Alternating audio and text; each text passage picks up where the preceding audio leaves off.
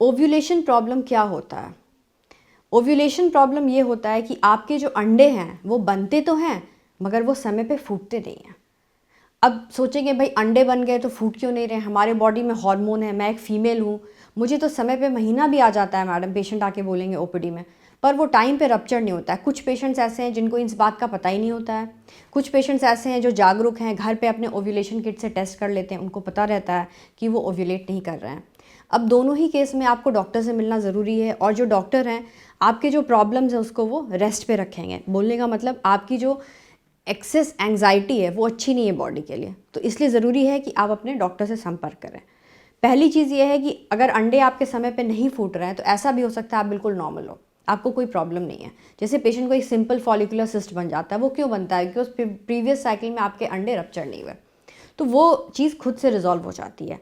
अगर एक साल में आपके 12 से 13 बार महीने आते हैं, 14 बार, तो उसमें से कुछ महीने ऐसे होंगे, कुछ साइकिल्स ऐसे होंगे जिसमें आप ओव्यूलेट नहीं करोगे, तो इसमें कोई घबराने की बात नहीं है। अगर ओव्यूलेशन नहीं हो रही है तो आप अपने डॉक्टर से मिलो, वो उसकी तह तक जाएंगे कि ओव्यूलेशन क्यों नहीं हो रही है, फिर आपको वो समझा देंगे कि आपको कोई दवाओं की ज़रूरत है, आपको ART की ज़रूरत है, या इसमें कुछ भी नहीं करना है। दूसरी चीज़ ये है, अगर आपको PCOS का प्रॉब्लम है, PCOS के प्रॉब्लम में भी अंडे टाइम पे नहीं फूटते हैं या देर से फूटते हैं, PCOS के लिए भी आपको अपने डॉक्टर से संपर्क करना पड़ेगा। वो एक लाइफस्टाइल डिसऑर्डर है और एक हार्मोनल डिसऑर्डर है जिसकी वजह से एग रप्चर में प्रॉब्लम होती है, उसका भी क्योर आपके डॉक्टर के पास है।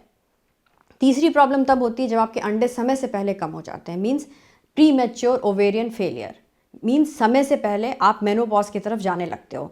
जब आपका मेनोपॉज होने लगता है, मीन्स मासिक बंद होने का समय होने लगता है, तो फिर उसके पहले का जो स्टेज है उसको हम पेरी मेनोपॉज कंडीशन बोलते हैं। उस वक्त भी ओव्यूलेशन होने में तकलीफ होती है, दिक्कत होती है। ऐसे पेशेंट्स को तो जल्दी से जल्दी अपने अंडे या तो फ्रीज़ करा लेने चाहिए या अपना ART साइकिल करके उस चीज़ को जिसके लिए अंडे की रिक्वायरमेंट है, मीन्स एक बच्चे बनने के लिए अंडे की रिक्वायरमेंट होती है, भगवान उसके लिए हमें भेजता है, तो वो चीज़ ख़त्म कर लेनी चाहिए। चौथी चीज़ ये है, अगर आपको एंडोमेट्राइसिस है या ओवरी से रिलेटेड कोई और भी प्रॉब्लम है, उस केस में भी आपको अपने डॉक्टर से संपर्क करना चाहिए, क्योंकि चांसेस हैं कि आपके अंडे बन रहे हैं मगर वो फूट नहीं रहे हैं समय पे। कुछ पेशेंट्स ऐसे भी होते हैं जिनमें कितने भी इंजेक्शन लग जाते हैं, उनके अंडे बिल्कुल नहीं फूटते हैं।